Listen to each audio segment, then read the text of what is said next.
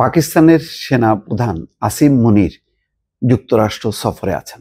সেই সফরে তিনি একটি মিটিংয়ে বা ঘরোয়া পরিবেশে তিনি কিছু কথা বলেছেন যে পাকিস্তান পারমাণবিক শক্তিধর একটি দেশ।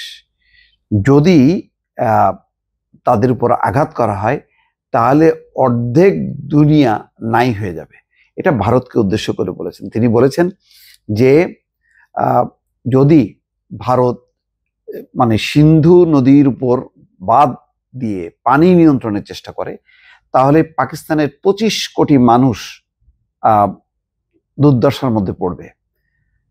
তখন কমপক্ষে 10টি ক্ষেপণাস্ত্র দিয়ে ওই বাঁধ উড়িয়ে দেওয়া হবে। এমন কথা বলার পর রীতিমতো টনক নড়েছে ভারতে।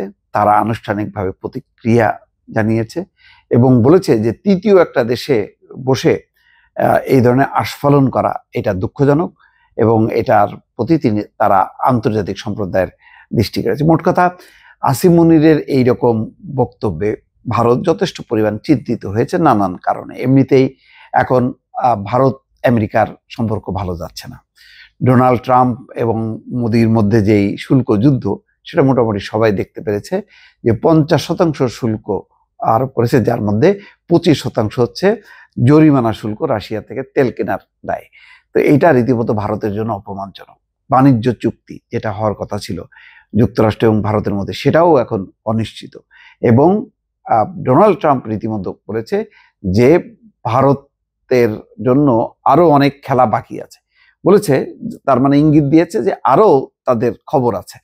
তো এই অবস্থায় পাকিস্তানের সেনাপ্রধান আসিম মুনির যখন যুক্তরাষ্ট্রের মাটিতে বসে হুমকি দেয়, তখন বোঝা যায় যে একটা পরোক্ষ ইঙ্গিত বা সমর্থন আছে। নতুবা তৃতীয় কোনো দেশে যে এরকম বক্তব্য দেয়া, এটা কূটনীতির শিষ্টাচারের মধ্যে পড়ে না, রীতিনীতির মধ্যে পড়ে না। কিন্তু কেন বলছে?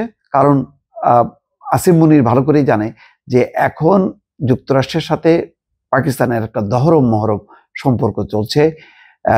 যুক্তরাষ্ট্র পাকিস্তানের সাথে নিবিড় বন্ধুত্ব করতে চায় এবং অল্প কয়েকদিনের ব্যবধানে আসিম মুনিরকে আবার তারা দাওয়াত দিয়েছে। এবং যেটা গুঞ্জন আছে যে আসিম মুনিরকে ডোনাল্ড ট্রাম্প চান তিনি যেন পাকিস্তানের প্রেসিডেন্ট পদে থাকে। অর্থাৎ আসিম মুনিরের যেই সাহস, তার যেই স্মার্টনেস এবং বক্তব্য, সেগুলো ডোনাল্ড ট্রাম্পকে আকৃষ্ট করেছে।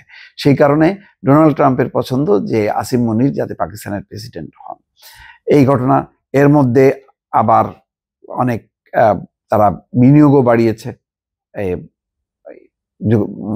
পাকিস্তানে তেল চুক্তি করেছে যাতে তেল উত্তোলন করা যায়। তো এইরকম দহরম মহরম অবস্থার মধ্যে আসলে যেই আসিম মুনির পাকিস্তানে যে একেবারে বেশ জ্বালাময়ী বক্তব্য দেওয়াতে ভারত অনেকটা ক্যাপ বেড়ে গেছে। সেই কারণে ভারতের প্রতিক্রিয়া হচ্ছে এই যে তারা বলছে যে যুক্তরাষ্ট্রে সফররত পাকিস্তানের সেনাপ্রধান আসিম মুনিরের একটি বিবৃতি দেখেছি। পরমাণু শক্তি নিয়ে হইচই করাই হলো পাকিস্তানের চালিকা শক্তি।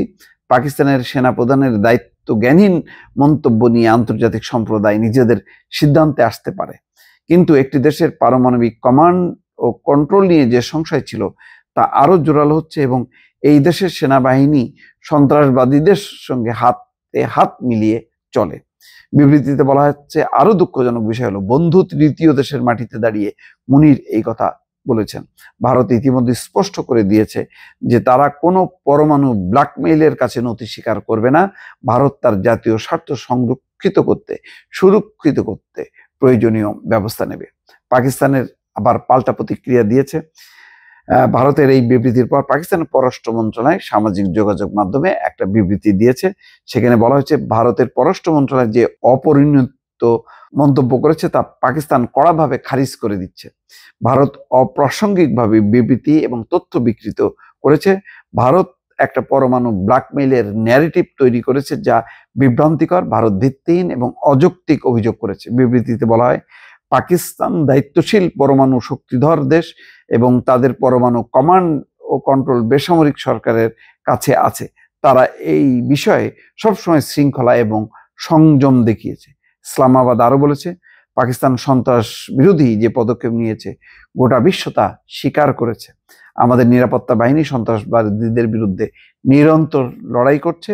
ভারতের পররাষ্ট্র মন্ত্রণালয় কোনো রকম তথ্য ছাড়াই আমাদের বিরুদ্ধে দায়িত্ব জ্ঞানহীন অভিযোগ করেছে। মোট কথা এখন ভারত এখন যেহেতু নাজুক অবস্থার মধ্যে আছে, সেই সুযোগে এখন পাকিস্তান রীতিমতো সাইজ করা শুরু করেছে ভারতকে। দর্শক ভালো থাকবেন, আল্লাহ হাফেজ।